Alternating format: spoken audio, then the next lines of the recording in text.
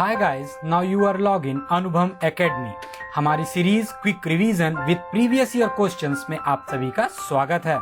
Channel को subscribe जरूर करें जिससे इसी तरह के वीडियोस आपको आगे मिल सकें। आइए शुरुआत करते हैं संविधान सभा एवं संविधान निर्माण प्रक्रिया के बारे में। भारतीयों की ओर से संविधान सभा की सर्वप्रथम मांग मई 1934 में रांची में स्वराज पार्टी ने की थी। किसने की थी? स्वराज पार्टी ने। वर्ष 1934 में ही भारत में संविधान सभा के गठन का विचार एम.एन. रॉय ने दिया।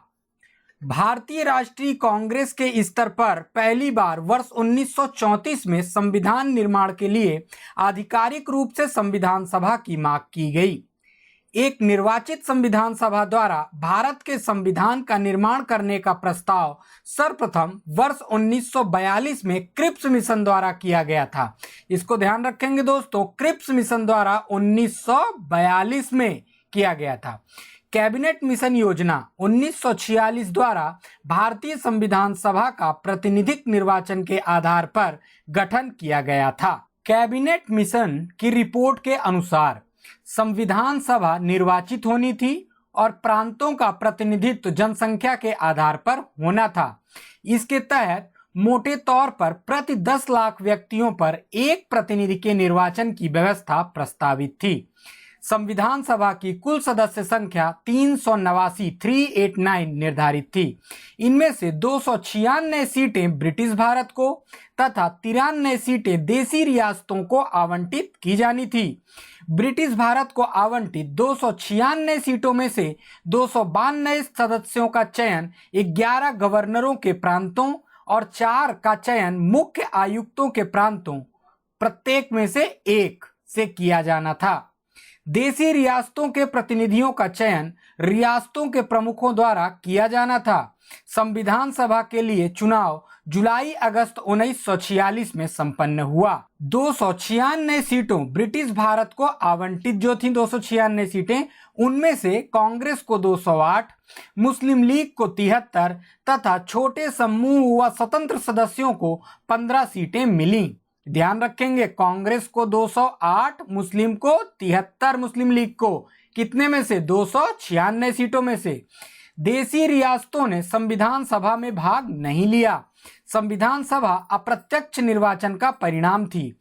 राज्यों की विधानसभाओं का उपयोग निर्वाचक मंडल के रूप में किया गया।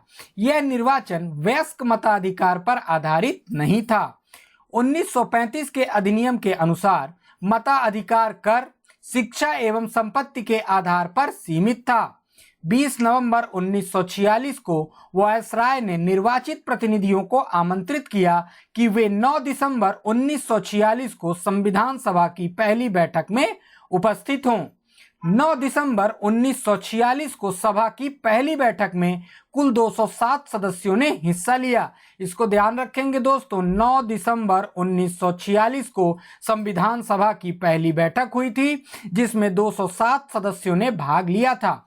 9 दिसंबर 1946 को संविधान सभा की प्रथम बैठक की अध्यक्षता अस्थायी अध्यक्ष डॉक्टर सच्चिदानंद सिन्हा ने की थी। किसने? डॉक्टर सच्चिदानंद सिन्हा। 11 दिसंबर 1946 को संविधान सभा ने डॉक्टर राजेंद्र प्रसाद को निर्विरोध संविधान सभा के स्थायी अध्यक्ष के रूप में निर्वाचित किया।